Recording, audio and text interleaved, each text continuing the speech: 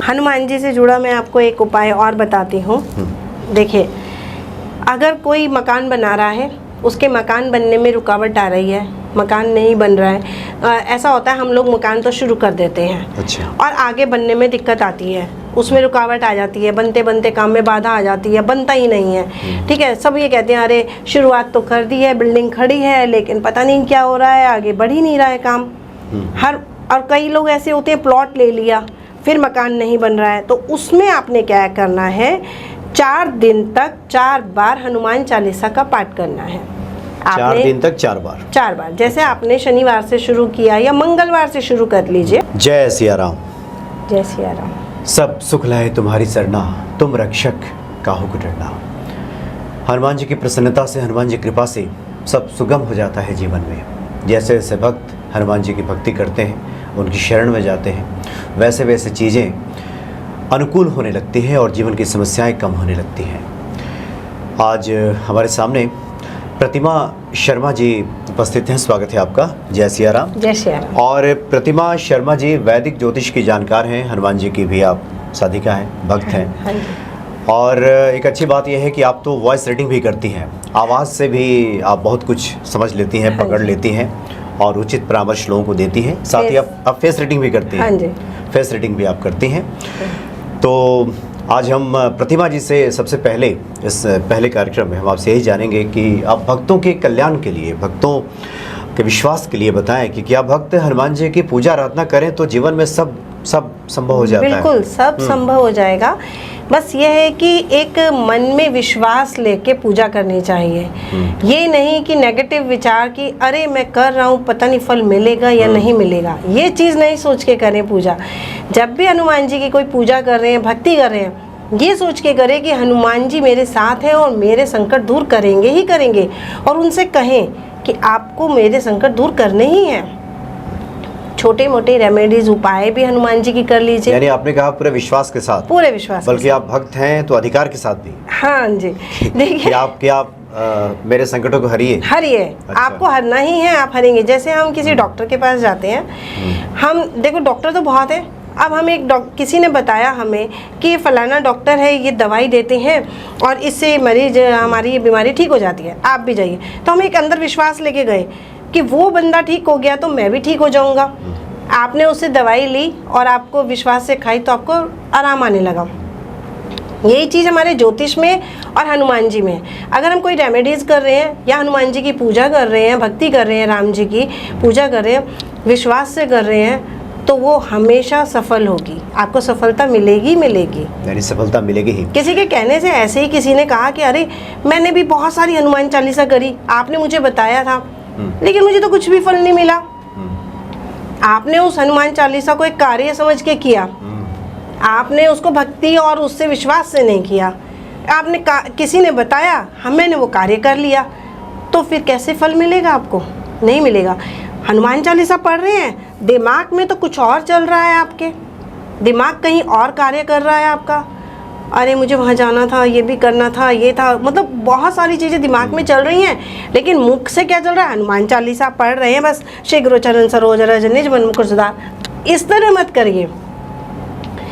वो जो समय आप दे रहे हैं भक्ति को, वो पूर्ण रूप से लीन होकर भक्ति में लग जाइए, क्योंकि वो समय आपने दुनिया से हटके सिर्फ हनुमान जी का ध्यान कीजिए। और हनुमान जी का आपको पता नहीं है, जब हम हनुमान जी रामायण का पाठ करते हैं घर में जी, हमारे घर में आज भी एक अध्याय रोज एक पेज सीधे हाथ पे समाप्त होता है। रोज एक पेज उसका रामायण का पढ़ा जाता है, रामचरितमानस का। अच्छा। तो उसमें हम शुरुआत में क्या कहते हैं, जब भी हम हनुमान जी को बुलाते हैं, कथा प्रारंभ होते हैं, सुनो वीर हनुमान, राम लखन सीता सहित हृदय बसो मम आन। उस वक्त आपने हनुमान जी को बुलाया तो वो आए हैं और आपकी हनुमान जो आप कर रहे हैं रामायण, वो पाठ सुनेंगे। और जब आपने वो पूरा अध्याय कर लिया, फिर आप विसर्जन कर रहे हैं। कथा विसर्जन होता है, सुनो वीर हनुमान, राम लखन सीता सहित हृदय बसो मम आन। आपने विसर्जन कर दिया तो हनुमान जी चले गए। लेकिन इसमें भी है कि विसर्जन करने से पहले अपनी मन की इच्छा बोलिए, क्योंकि हनुमान जी वहीं हैं। और जहाँ रामायण का पाठ होता है, चाहे वो कहीं भी हो रहा है, हनुमान जी अवश्य आते ही आते हैं। सुनते ही सुनते हैं वहाँ पे। जी जी, आपने बहुत ही महत्वपूर्ण 2 बातें बताई। एक तो इसको क्रिया मात्र मान करके मत कीजिए, नहीं कीजिए। और दूसरा है कि जब भी आप पाठ करेंगे, प्रभु श्री राम का सुमिरन गुणगान करेंगे, तो हनुमान जी आए हैं इस भाव के साथ उनका बस, स्वागत स्वागत करें। और इस अनुरूप उनसे अपनी और प्रार्थना हनुमान जी तो उनके कहते सामने। हैं अमर हैं, वो तो उनकी तो मृत्यु हुई ही नहीं है, वो तो सेंद्रूप हैं, आते हैं, भक्तों की पुकार सुनते हैं और उन्हें दूर भी करते हैं। इसीलिए कहते हैं कि हनुमान जी की भक्ति करें, और हनुमान जी के सामने अगर आप राम जी की भक्ति कर रहे हैं तो वो जल्दी प्रसन्न होएंगे। अजर अमर है। अच्छा प्रतिमा शर्मा जी, चूँकि अभी इस प्रोग्राम को रिकॉर्ड करने के पहले आपसे बातें हो रही थी कि आपके पिताजी भी बड़े भक्त रहे हैं, हमारे माता जी के भी और हनुमान जी के। और उन्होंने कुछ आपको चीज़ें ऐसी बताई हैं जिसका जिक्र आप कर रही थी कि आप हनुमान से जुड़ी वो चीज़ें आप लोगों को बताती हैं तो फलित हो जाती हैं। उपाय क्या हम चाहेंगे कि उन अनुभवों को एक बार हमारे पिताजी के बताए हुए उपाय हैं। बहुत बड़े ज्योतिषी थे, उनका नाम था पंडित भगीरथ दयालु शास्त्री। उनके बहुत शिष्य थे, बहुत लोग उनको जानते हैं। आज मैंने नाम लिया है तो भी जानेंगे, मैं उन्हीं की पुत्री हूँ। कहाँ के रहने वाले? और यूपी के। अच्छा। और पंडित भगीरथ दयालु शास्त्री एक वो टीचर भी रहे हैं अपने जीवन में, गवर्नमेंट टीचर। उसके बाद फिर उन्होंने लेखक रहे हैं, राष्ट्रपति पुरस्कार उन्हें मिला है, बहुत बड़े लेखक रहे। उनकी पुस्तिका तो हिंदी भास्कर आने वाले, मतलब जो हमारे पहले के लोग थे उन्होंने तो पढ़ी भी है, 12th में और BA में हिंदी भास्कर उनकी लगी है, हिंदी व्याकरण लगी, संस्कृत व्याकरण। उनके नीचे लेखक का नाम पंडित भगीरथ दयालु शास्त्री के नाम से पढ़ी गई है। अच्छा, पुराने लोगों ने पढ़ी है जी। दूसरा, फिर वो एस्ट्रोलॉजी बहुत अच्छे, बहुत बड़े ज्योतिषी थे। उनकी बनाई हुई जन्म पत्री पहले रोल में बनती थी, यहाँ से खोलेंगे तो आपके लंबी सी कई किलोमीटर खुलेगी। जन्म और मृत्यु का पूरा विवरण उन्हीं से ज्ञान प्राप्त किया, फिर आगे भी शिक्षा ली मैंने। तो उन्होंने ही आपको प्रेरित किया। वो बताते थे सबको, तो मुझे उनसे ये प्रेरणा मिलती थी, अरे पिताजी आपने बताया इनके संकट दूर हो गए, क्या इसमें इतनी शक्ति है, इन मंत्रों में इतनी शक्ति है? उन्होंने कहा हाँ बिल्कुल, ज्योतिष ऐसा ज्ञान है कि इसमें तो बहुत शक्ति है। तब मैंने कहा, मैं 9th में थी। अच्छा। जब मैंने कहा कि पिताजी मुझे भी सीखने की इच्छा है ये, तब उन्होंने मुझे मंत्रों का ज्ञान सिखाया, पूरा मंत्र कैसे उच्चारण शुद्ध होना चाहिए। कुंवारी कन्याओं का विवाह एक मंत्र से, इतना अचूक मंत्र है। कुंवारी कन्याएं इस मंत्र को करती हैं, स्फटिक की माला से करती हैं और त्रयोदशी का व्रत करती हैं। 100% महीने 2 महीने में घर बैठे रिश्ता आता है, विवाह हो जाएगा, विवाह हो जाता है जी। जो उसके लिए बनाया गया वो आता ही आता है। तो उन्हीं से मैंने सीखा, उन्हीं के बताए हुए मैं आपको हनुमान जी का एक उपाय बताती हूँ। जी जी। कि हनुमान जी के आगे 11 लड्डू का भोग लगाएं मंगलवार के दिन, और 11 ही लड़कों को वो बांटने हैं। लड़कों को? हाँ। अच्छा। पुरुष को खुद नहीं एक भी लड्डू खाना है। पुरुष मतलब किसी भी आयु का हो? किसी भी आयु अच्छा। का। लेकिन अपनी मनोकामना हनुमान जी के आगे रखिए कि मैं ये परेशान हूँ, मेरा ये काम नहीं बन रहा है, मैं बहुत परेशान हो गया हूँ, ठीक है। और मंगलवार से ये उपाय करिए, आपकी निराशा दूर हो जाएगी, आपका काम बनने लग जाएगा। अच्छा, 100%। मतलब सुबह स्नान आदि क्रिया से निवृत्त होकर के हनुमान जी के मंदिर में जाएं। 11 बूंदी के लड्डू उनके सामने अर्पित कीजिए। हाँ, फिर वो बांट दीजिए, प्रार्थना कीजिए। हाँ जी। और 11 पुरुषों को बांट दीजिए। छोटा सा उपाय है। अच्छा। ये कर लीजिए।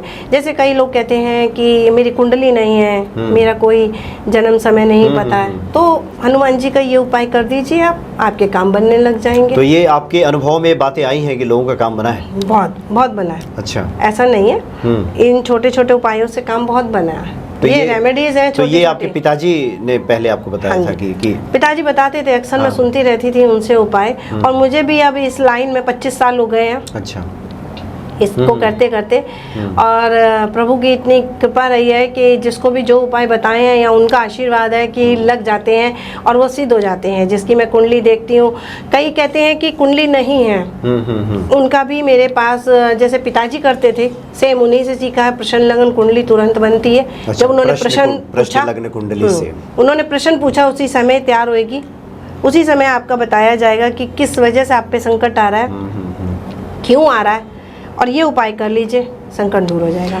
आपने चूँकि अभी ये चर्चा की कि उपाय कई बार लग जाते हैं, तो इस पे हमें स्मरण आ रहा है कि क्यों ऐसा होता है कि वही उपाय, वही मंत्र कोई विशेष व्यक्ति अगर बताता है तो वो जल्दी फलित हो जाता है, व्यक्ति स्वयं करे तो उसको फलित होने में समय लग जाता है, या फिर कोई ऐसा व्यक्ति बताया जिसका बताने के बाद फलित नहीं होता, तो ऐसा क्यों होता है? कि क्या ये व्यक्ति विशेष की अपनी साधना होती है क्या? नहीं, आपका अनुभव क्या है इसमें? हाँ, इसमें क्या है कि देखिए, एक तो होता है कि आपने सुना होगा कि इस डॉक्टर की जरा सी भी पुड़िया दवाई लग जाती है, इसके हाथ में तो बड़ा जस है, अगर ये राख की पुड़िया भी दे दे डॉक्टर तो लग जाएगी। ठीक है, ऐसे हमारे ज्योतिष में है कि जैसे हमें किसी का आशीर्वाद या हमें गॉड गिफ्ट कुछ मिला है कि हमने किसी को कोई उपाय या कोई चीज़ बताई, आप ये कर लीजिए, तो उसने वो करे, आपके पास फिर फ़ोन आ जाएगा, अरे दीदी मेरा तो काम बन गया। दूसरी बात है दशाएं, अगर किसी की दशा विपरीत चल रही है, संकटा दशा चल रही है और मैंने उसको उपाय बताए, तो उसको लगने में थोड़ा समय जरूर लगेगा, क्योंकि संकट आया हुआ है। पहले संकटा दशा के उपाय वो करेगा, संकट को दूर करेंगे तो ही उपाय असर करना शुरू कर देंगे। अब आप कहीं जा रहे हैं, रास्ते में गाड़ी है, बहुत बड़ा पत्थर आपके गाड़ी के आगे आ गया, आप क्या करेंगे? आप गाड़ी से उतरेंगे, आप 2-4 लोगों की मदद लेंगे, उस पत्थर को गाड़ी आप रास्ते से हटाएंगे। आपने जब हटा दिया, उनका धन्यवाद दिया, गाड़ी स्मूथली अपनी मंजिल तक पहुंच जाएगी। और जब तक वो पत्थर नहीं हटेगा तब तक गाड़ी तो वहीं अटकी ही है, समय बर्बाद हो रहा है आपका, आप परेशान हो रहे हैं क्योंकि वो पत्थर आगे, इतना बड़ा पत्थर, चट्टान आगे है, हट ही नहीं रही। तो यही हमारे ज्योतिष में है कि जब ये दशाएं पत्थर की तरह अड़ी हुई हैं तो हमें उपाय करने ही पड़ेंगे, बिना उपाय करे हम आगे बढ़ ही नहीं सकते। मतलब कुछ सहयोग लेना होगा, बाह्य सहयोग। हाँ, कुंडली के उपाय, तो थोड़े से उपाय कर लीजिए, सब ठीक हो जाएगा। जी जी। आज तो चूंकि भक्तों के साथ आपका पहला परिचय है, हाँ, और हनुमान जी के बारे में बहुत अच्छी अच्छी बातें आप बता रही थी। हम चाहेंगे कि चूँकि बहुत सारी बातें हैं जो भक्तों को बताने के लिए हैं, लेकिन हनुमान जी से जुड़ा और क्या बता रही हैं आप भक्तों को? हनुमान जी से जुड़ा मैं आपको एक उपाय और बताती हूँ। देखिए, अगर कोई मकान बना रहा है, उसके मकान बनने में रुकावट आ रही है, मकान नहीं बन रहा है, ऐसा होता है हम लोग मकान तो शुरू कर देते हैं, अच्छा, और आगे बनने में दिक्कत आती है, उसमें रुकावट आ जाती है, बनते बनते काम में बाधा आ जाती है, बनता ही नहीं है। ठीक है, सब ये कहते हैं अरे शुरुआत तो कर दी है, बिल्डिंग खड़ी है, लेकिन पता नहीं क्या हो रहा है, आगे बढ़ ही नहीं रहा है काम। और कई लोग ऐसे होते हैं, प्लॉट ले लिया फिर मकान नहीं बन रहा है, तो उसमें आपने क्या करना है, 4 दिन तक 4 बार हनुमान चालीसा का पाठ करना है। 4 दिन तक 4 बार। जैसे आपने शनिवार से शुरू किया या मंगलवार से शुरू कर लीजिए, 4 दिन तक लगातार 4 बार हनुमान चालीसा का पाठ करिए, और पीपल के पेड़ के नीचे 4 दिन तक, जब हनुमान चालीसा का पाठ कर लेंगे उसके बाद चौमुखा आटे का दिया जला के आइए। अच्छा। दिया आपने जो जलाना है वो आपने रोज नया जलाना है, ऐसा नहीं कल आपने जो दिया आज जलाया कल उसी में जोत जला दें। कई लोग ये गलती करते हैं, उसी में जला दिया। हाँ, उसी जोत में, मतलब जोत उसी दिए में कभी नहीं जलानी चाहिए। आपने दूसरा नया दिया बनाना है चौमुखाई, और उसमें जलाना है और अपनी मनोकामना बोलनी है। देखिए, आपका मकान जो रुका हुआ था वो बनना शुरू हो जाएगा, काम बनने शुरू हो जाएगा। आपने कहा कि मंगलवार या शनिवार से 4 हनुमान चालीसा करना है, संपुट लगा के, क्षमा कीजिएगा, कौन सा संपुट? संपुट लगा के हनुमान चालीसा 4 बार। संपुट में क्या रहेगा? संपुट ऐसे लगता है, जब हम कभी भी हनुमान चालीसा करते हैं, कई बार ऐसा भी होता है कि बहुत संकट आ रहा है, संकट दशा भी चल रही है, परेशानियां आ रही हैं, आत्महत्या करने का मन कर रहा है। ऐसे में अगर किसी की कुंडली भी नहीं है, परेशानी है, वो भी, हमारे पिताजी कहा करते थे, वो संपुट लगा के अगर पाठ कर ले हनुमान चालीसा का 11 बार डेली, उसके संकट रह ही नहीं सकते। संपुट क्या होता है, आपने हनुमान जी के आगे दिया जलाया, ठीक है, और जहाँ से आप शुरू करते हैं श्री गुरु चरण सरोज रज पूरा पढ़ा। अब आपने उसके बाद, उस दोहे के बाद क्या कहा, भूत पिचाश निकट नहीं आवे, महावीरजम नाम सुनावे, नासे रोग हरै सब पीरा, जपत निरंतर हनुमत वीरा। ये मंत्र पढ़ा, उसके बाद फिर आपने हनुमान चालीसा शुरू करी। फिर यही मंत्र, भूत पिचाश आपका बीच में आएगा, आप हनुमान चालीसा कर रहे हैं, और जब आप समाप्त कर रहे हैं, समाप्त करने से पहले ही आपने यही बोलना है, भूत पिचाश निकट नहीं आए हुए।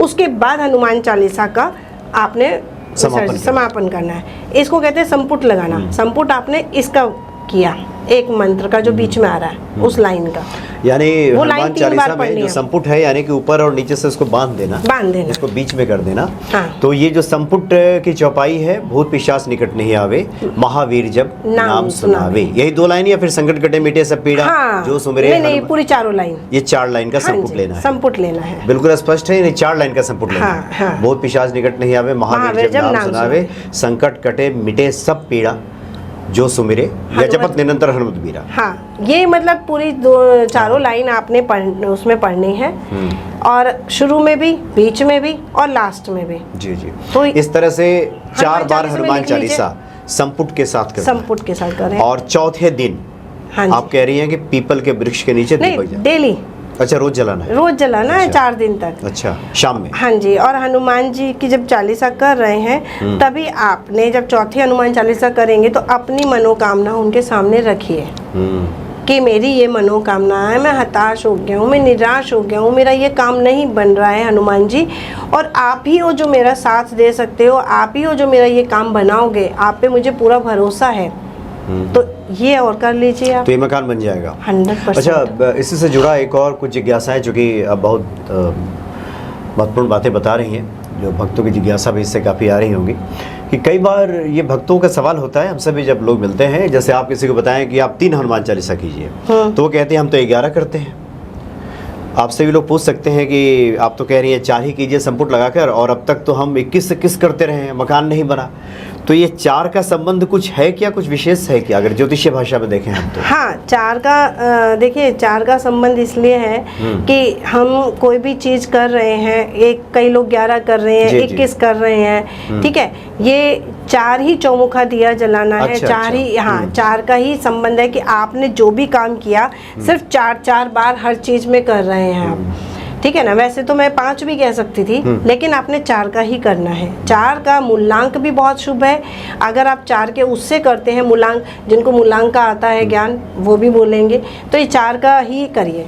तो 4 बार करेंगे तो उससे ये नहीं है 51 बार 21 बार, अरे आप 4 बार मन से कर लीजिए। 21 बार आप हनुमान चालीसा कर रहे हैं, मन और दिमाग कहीं और चल रहा है, तो वो तो नहीं लगेगी।